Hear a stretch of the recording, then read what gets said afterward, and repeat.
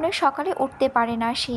10টা থেকে 2টা পর্যন্ত বাইরে কোচিং থাকে মেঘের, তারপরে টিউশনি করে বাড়ি ফেরে, ফ্রেশ হয়ে খেয়ে একটু ঘুমায়, বিকালে একটু হই হুল্লোড় করে তারপরে পড়াশোনা করে। এই তার বর্তমান জীবন। আজও তার ব্যতিক্রম হলো না। খেয়ে কোচিংয়ের উদ্দেশ্যে বেরিয়ে পড়েছে। বাসার গাড়িতেই তাকে দিয়ে আসে, আবার কল দিলে নিয়ে আসে। ঠিক 12টায় রুম থেকে বের হয় আবির, ধীরগত নিচে আসে। চিন্তিত মুখ দেখে মা হালিমা খান ভীতস্বরে ছেলেকে জিজ্ঞাসা করেন, কি হয়েছে তোর বাবা? আবির মুখের ভারী ভাব বজায় রেখে উত্তর দিলেন, কিছু হয়নি, খেতে দাও। ছোটবেলার চঞ্চলতার ছিটেফোঁটাও নেই ছেলেটার মধ্যে। এটা ভেবেই বারবার হতাশ হচ্ছেন মালিয়া খান। হঠাৎ চোখ পড়ে ছেলের হাতে ব্যান্ডেজের দিকে, হাতটাও ফুলে গেছে অনেকটা। আবির খাবার খাচ্ছে আর তার মা শান্ত স্বরে ছেলেকে বোঝাচ্ছেন, এটা করো না সেটা করো না।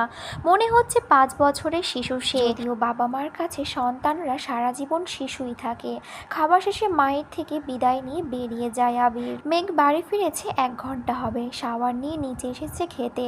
খাওয়া শেষ। তানভীর রুম থেকে ছুটে এসে জিজ্ঞাসা করে, আজকে উঠেন মালিয়া খান?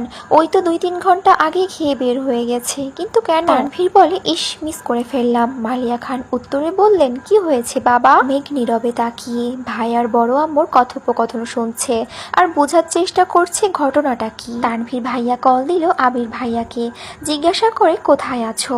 আবির কি যেন বলল, শোনা যায়নি। তানভীরের চোখে মুখে উত্তেজনা স্পষ্ট। আম্মু, আম্মু, কাকিমুনি, বাইরে চলো। কেউ প্রশ্ন করার আগে তানভীর ছুটে গেল বাইরে। তার পেছন পেছন মিম, আদি, মা, কাকিরা সবাই দরজা পর্যন্ত গেল। সবার পিছন পিছন গেল মেঘ। এরই মধ্যে বাইকে বাড়ি ঢুকলো আবির। নীল রঙের চকচকে একটা সুন্দর বাইক, হেলমেট টাউনের। হেলমেট খুলতে খুলতে তাকায় বাড়ির মানুষের দিকে। মেঘ অপলক দৃষ্টিতে তাকিয়ে আছে। সেই কবে দেখেছিল আবিরকে। এই আবিরের সাথে সেই আবিরের কোনো মিল নেই। হেলমেট খোলাতে চুলগুলো এলোমেলো হয়ে গেছে আবিরের। চোখে সানগ্লাস, ব্লু রঙের শার্ট, কালো প্যান্টের সাথে ইন করে পড়েছে। হাতে কালো ফিতার একটা ঘড়ি, পায়ে শো জুতা। অপলক দৃষ্টিতে দেখলো আবিরকে। হৃৎপিণ্ডের 4 প্রকোষ্ঠ ছটপট করতে লাগলো মেঘের।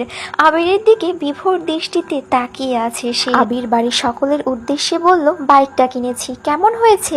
আবিরের কণ্ঠ মেঘের মনের গহীনে ধাক্কা খায়। এতে হুঁশ ফিরে তার। দাঁড়িয়ে থাকতে পারছে না সে।